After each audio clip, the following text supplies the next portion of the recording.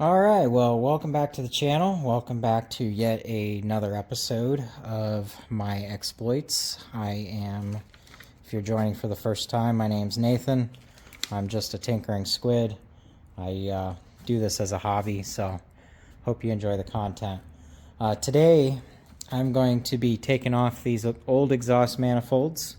Going to be putting on some new ones over there. These are log style. I can't fit any long tubes. I would love to do long tubes, but I need to put those on primarily for clearance reasons, and maybe, who knows, maybe they will free up a few extra horses. So Holley, or Hooker, which is a Holley brand, used to make a set of full, I believe, tri-Y headers for the Dakota and Durango swaps. However, they can't do that anymore because of the EPA. If you want to know more about that, I got a part number in the description that'll take you to Summit's webpage, where you can look at some pictures, and maybe down the line I'll use those pictures to fab up a custom set of headers. But right now I'm just going to do the log tubes, or the log style manifolds I got over there from Hooker. I got some fresh exhaust manifold gaskets for both sides, so there's the part number for that. There's the gaskets themselves. So without any further ado, I'm going to have to pause the camera now and get these old ones off. A few moments later. Alright, so I got the old manifolds off. In order to do that, you're going to need a 10mm socket and a deep well 13mm, I believe it is. Yep, 13mm to get those off.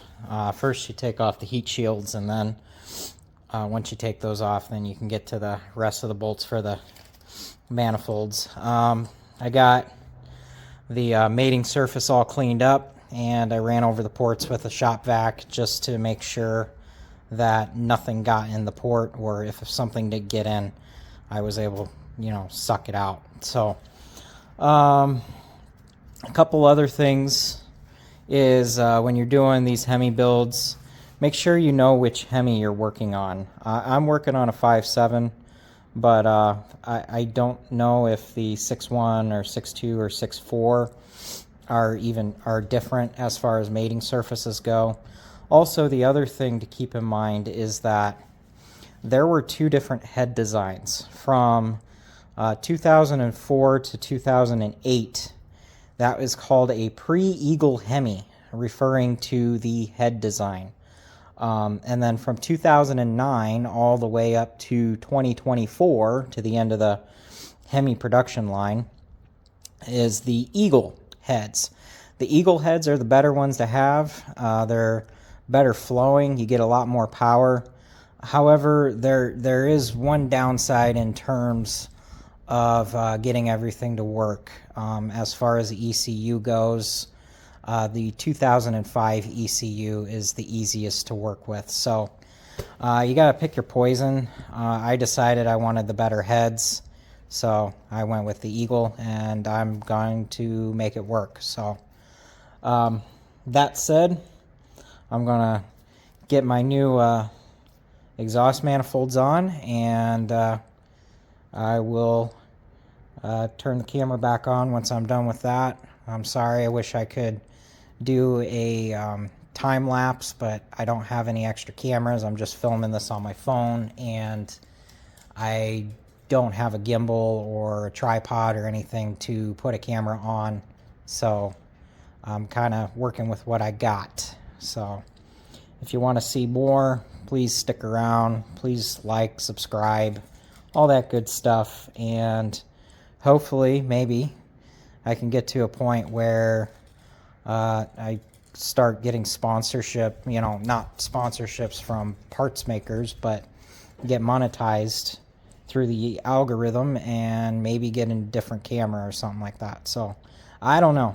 Like I said in a previous video, I'm just doing this for a hobby. So anyway, that said, I will be right back. All right, so the exhaust manifolds are on. A couple things is I had a hard time getting to the top side bolts here.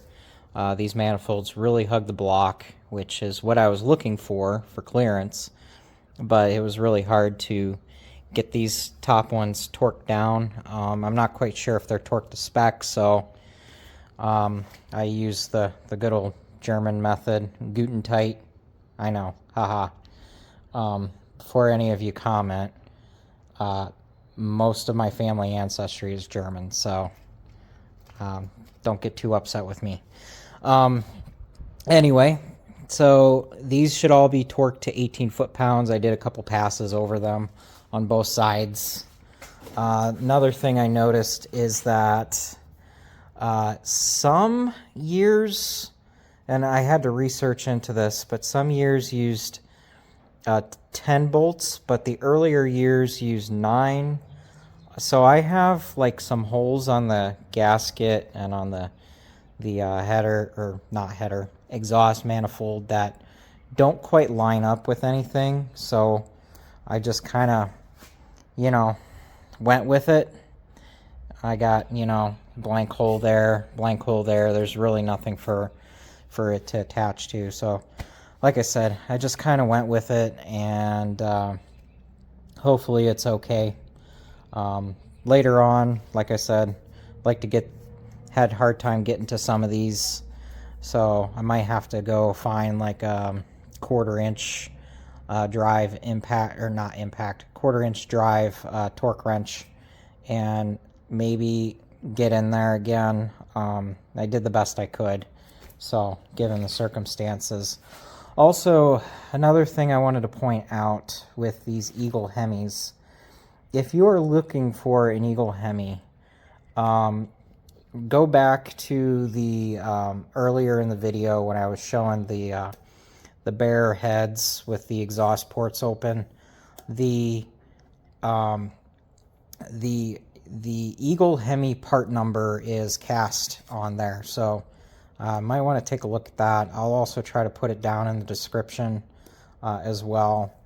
And then also, if you're looking for an Eagle Hemi, the VIN, the 8th digit in the VIN will be a T. That's T as in Tango.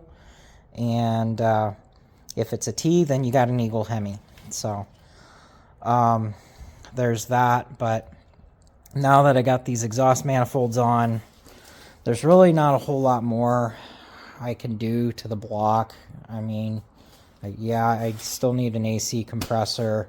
I need to pick up a new belt, do belt routing. I got another Mylodon dipstick on the way. I don't know what happened to my first one. It'll probably show up as soon as the new one gets here.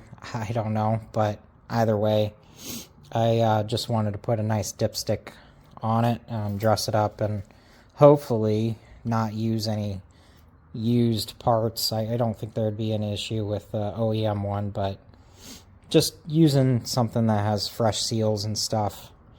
That way I don't get any, oil vapor coming out or anything like that. So, trying to think what else.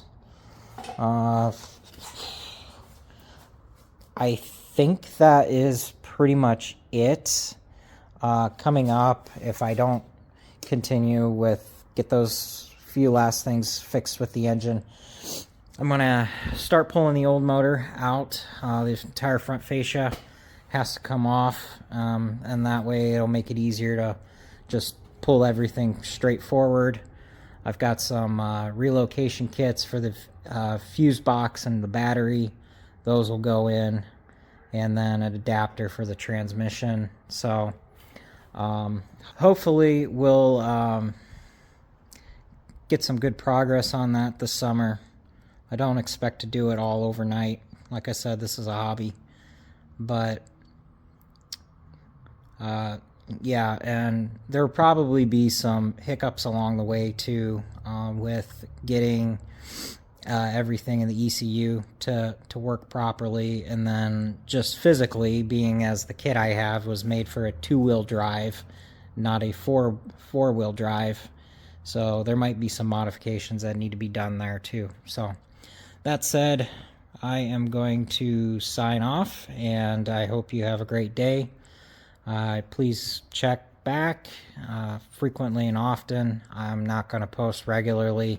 I could try to do that, but I just don't think there'd be enough content. So anyway, I will hopefully see you later. Bye.